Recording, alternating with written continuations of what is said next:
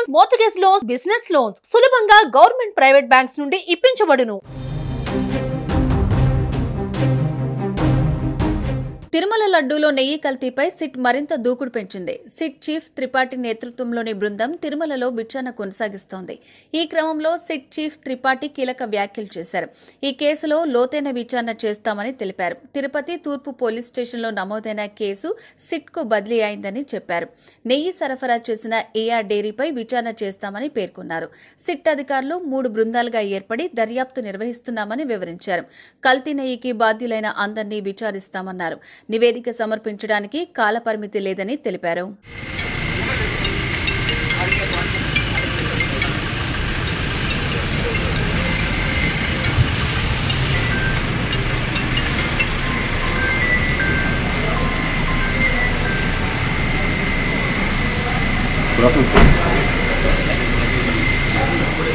Light up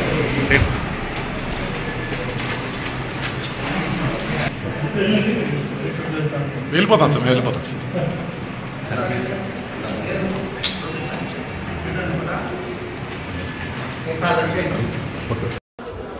please side ఇచ్చాను తమ్ముడు, కొద్దిగా సైడ్ ఇచ్చాను తమ్ముడు, please side please. Tirupati east police స్టేషన్లో రిజిస్టర్ అయిన కేసు నంబర్ 470/24కి ఇన్వెస్టిగేషన్ కోసం సిట్ ఏర్పాటు చేయడం జరిగింది. దాని పరంగా మనం నిన్న ఇక్కడ వచ్చాము. వచ్చినాక మన సిట్ కమిటీతో ఒక మీటింగ్ జరిగింది. మీటింగ్ తర్వాత కేసు డైరీకి మనం తీసుకున్నాను, రిక్విజిషన్ ఇచ్చాము. అండ్ ది సేమ్ టైం మన ఐఓ కూడా అపాయింట్మెంట్ చేశాము. ఫర్దర్ దాంట్లో కేసులో స్టడీ చేస్తూ డిఫరెంట్ టీమ్స్ మనం డిఫరెంట్ ప్లేస్లో కోసం ఇన్వెస్టిగేషన్ కోసం మనం పంపిస్తాము. దానికోసం మన యాక్షన్ ప్లాన్ ఇప్పుడు మనం తయారు చేస్తున్నాను. సార్, ఏ ఆస్పెక్ట్స్ మీద ఈ సిట్ ప్రోబ్ ఉంటుంది? స్పెసిఫిక్ ఆస్పెక్ట్స్ మీరు ఏమైనా బ్రీఫ్ చేయగలరు? సిట్లో కంప్లైంట్ మనకేం వచ్చింది ఏఆర్ డైరీలో, దాంట్లో కల్తీ నెయ్యి గురించి, దీని గురించి వేరియస్ ఆస్పెక్ట్లో అన్ని కోణాలతో ఏం జరిగింది, ఎలా జరిగింది మనం టీం ఫామ్ చేస్తూ ప్రతి ఒక్క సబ్జెక్ట్ మీద మనం దర్యాప్తు చేస్తాము.